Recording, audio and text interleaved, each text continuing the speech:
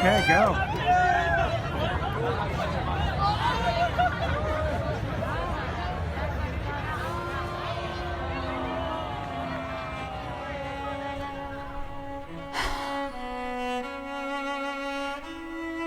Alcoholic was not a word I would use to describe myself, because alcoholics were people who completely fell apart and ruined their lives and were old men in leather jackets at biker bars named Frank.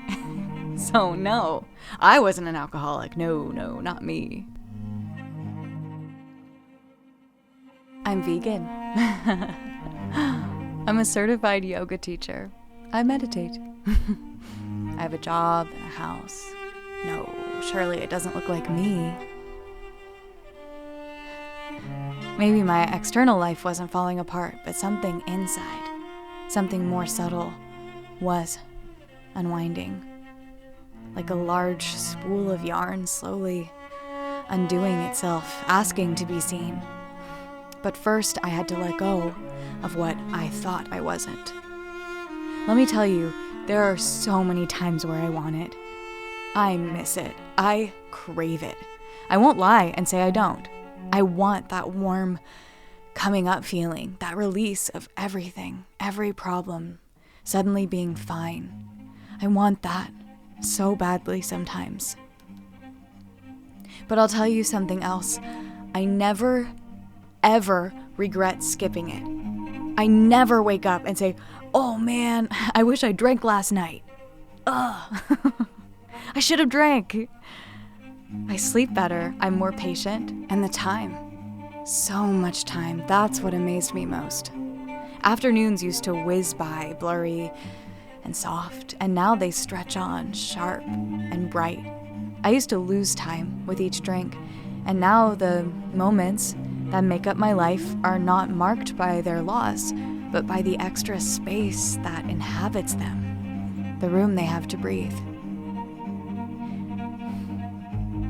There was one day I was in my bathroom around 6 months after I stopped drinking, and I caught sight of myself in a mirror, and something about the quality of light seeping in through the windows, something about the blood in my cheeks and the way my stomach felt settled.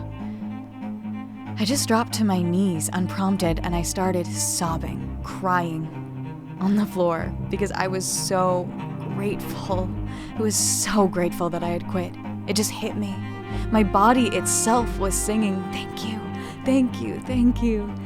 This tiny seed I had planted inside my gut when I decided to stop, when I needed to stop, that I had been watering every day with my abstinence, bloomed into a gorgeous sunflower, and I thought, oh my God, I did it. I did something hard. I did something I swore I would never, ever be able to do. I just knew I wasn't going to be able to quit. I knew it with everything I had, that I had a problem that was going to be mine forever, and it was always going to be unstoppable, unmanageable. But there I was, half a year. If there's any gift to give yourself. And sometimes I do feel apart from people. I want to join in on the sloppiness and the loosening of the edges. I want to laugh at things that aren't very funny. I want to touch a stranger's shoulder without feeling embarrassed. I want to be braver than my norm. But from the outside of the cycle, it's so apparent that my desire to actually connect with others was not getting satisfied by the alcohol. The alcohol was just actually dissolving the desire to connect, dissolving my ability to notice the difference, letting me get more content with the unsharp contours of the other person, allowing me to skate over their roughness and my own, their pain and my own. I could drink with them. I could drink with them and stay lonely.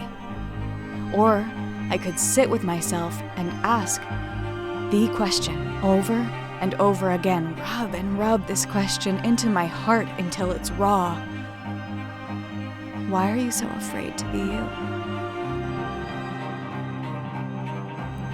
That is the question an addict must ask themselves when they're not drowning in their vice.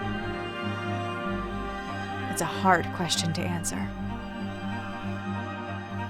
But you learn to like the asking.